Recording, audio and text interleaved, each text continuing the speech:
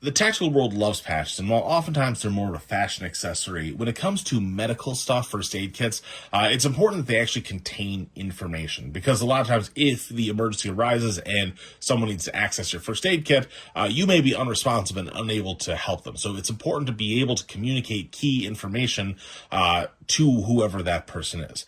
Now, of course, some people like to run completely slick kits in the field and everything, and there's value in doing that with no patches at all, very sterile uniforms.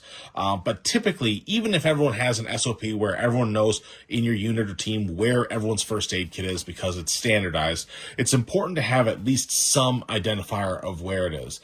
In case, someone gets confused in the heat of the moment, you want them to be able to visually see where your first aid kit is. So when they come to you, they're going to your first aid kit first, of course.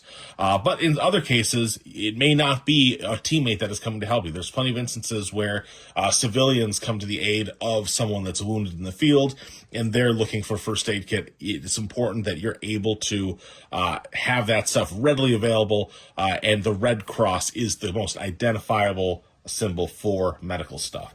A lot of times you'll see like stylized things like these crosses and everything. It looks really cool. I dig it. It's a really flashy thing. But if someone's not all, read into all the tactile stuff, like that may be kind of confusing. You see the M is kind of in that black stretch. May not be the best thing. If you're going to do something, at least make sure there's a cross there. That is the most important thing, so that someone knows this is first aid supplies and they can go to it. The next thing that people love to go for is blood types.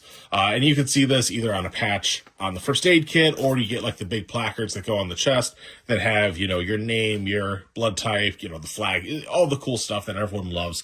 And a lot of time this is more of a military style thing, because in a military environment, you are going to be triaged, and whoever goes, you're bleeding out, and the medics may have to make tough decisions with the blood that they have available.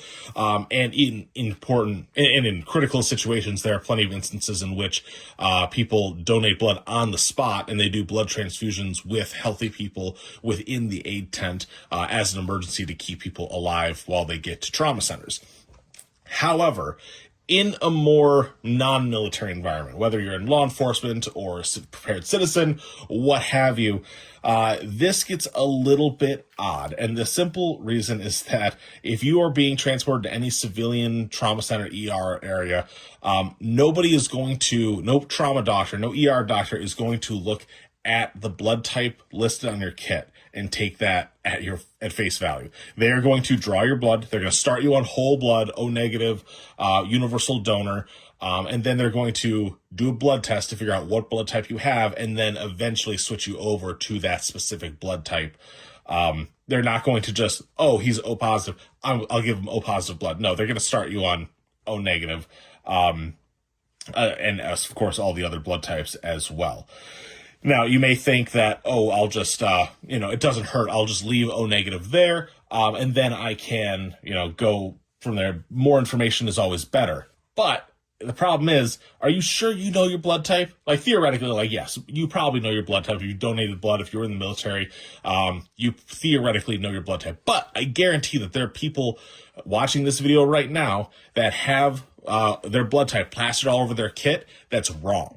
That is the wrong blood type, because just statistically, there are people out there that, their parents told them, you're A positive, and they just never questioned it.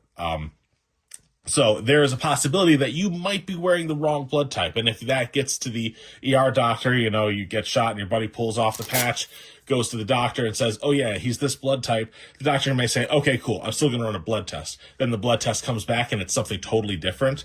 What's probably going to happen then is the doctor's going to run another blood test to make sure that his testing equipment wasn't wrong, which could potentially delay care.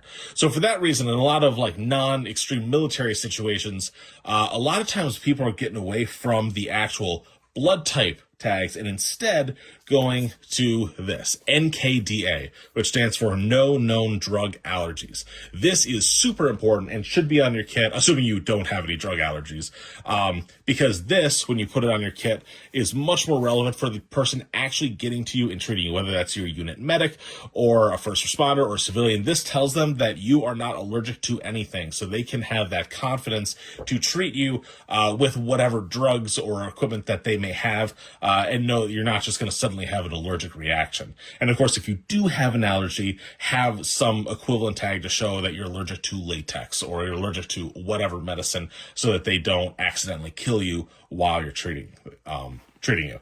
Right, that is the far more important information right there. NKDA is something that I have on everything, and it's becoming more and more popular to put on the actual patches and everything. So it'll say your blood type and NKDA. If you're confident, of course, put your blood type there and everything. It's not, we don't need to be dogmatic about it, but the more important thing is NKDA. That is really important, or your appropriate allergies. And then the last thing I'll point out is that just make sure, when you're getting these placards and everything, keep in mind that a lot of them are reflective. They have either the backing has that cool tile. It's really cool, cool for PID and everything. Make sure that's actually what you want. Sometimes that's really great. Other times it's going to give your position away. If someone's shining a flashlight at you, it's going to catch on that, and they're going to know exactly where you are. So, hope this was useful.